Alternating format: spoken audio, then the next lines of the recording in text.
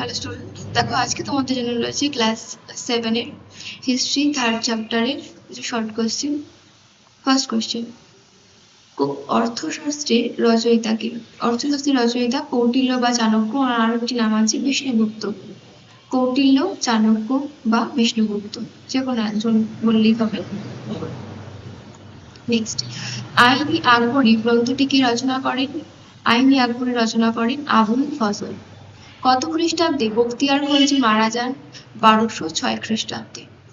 হর্ষবর্ধন কোথাকার শাসক ছিলেন? পুষ্যবতী বংশের শাসক ছিলেন। বাংলার প্রথম স্বাধীন রাজা কে ছিলেন? শশাঙ্ক। চোল রাজ্য কে প্রতিষ্ঠা করেন? অ্যান্সার হবে বিজয়ালয়। রাষ্ট্রকূট বংশের প্রতিষ্ঠাতা কে? তন্ত্রীদুর্গ। ভারতের প্রথম মুসলিম আক্রমণকারী কে ছিলেন? মোহাম্মদ বিন কাসেম। গঙ্গাইকুণ্ড চোল উপাধি কে নিয়েছিলেন? রাজেন্দ্র চোল। কোন রাজার রাজত্বকালে পরিবর্তন হয়? পাল রাজা দ্বিতীয় মহিপালের আমলে। বাংলার প্রথম নির্বাচিত রাজা কে ছিলেন? অ্যান্সার হবে গোপাল।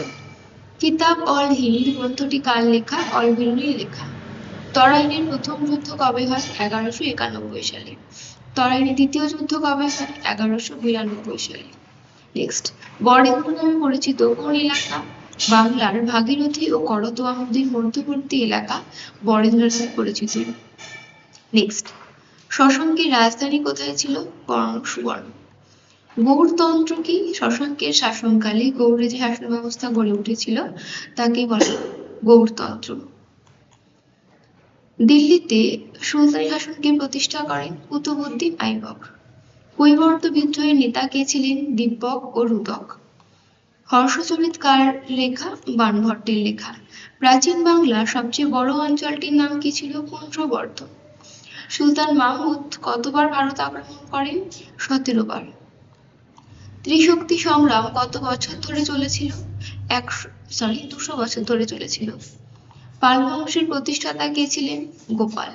বঙ্গ নামটির উল্লেখ প্রথম কোথায় পাওয়া যায়?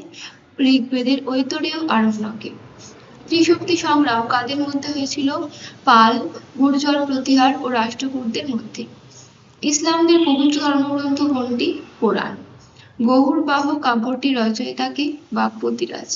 হযরত মুহাম্মদ কবে মারা যান? 632 খ্রিস্টাব্দে। প্রথম খলিফা কে ছিলেন? আবু বকর। ইসলাম জগতে সর্বোচ্চ ধর্মীয় নেতা কে ছিলেন? ইসলাম জগতে সর্বোচ্চ ধর্মীয় নেতা ছিলেন খলিফা। আজ এই চ্যাপ্টার থেকে মানে 3rd চ্যাপ্টার থেকে তোমাদের 31টা প্রশ্ন থাকলো।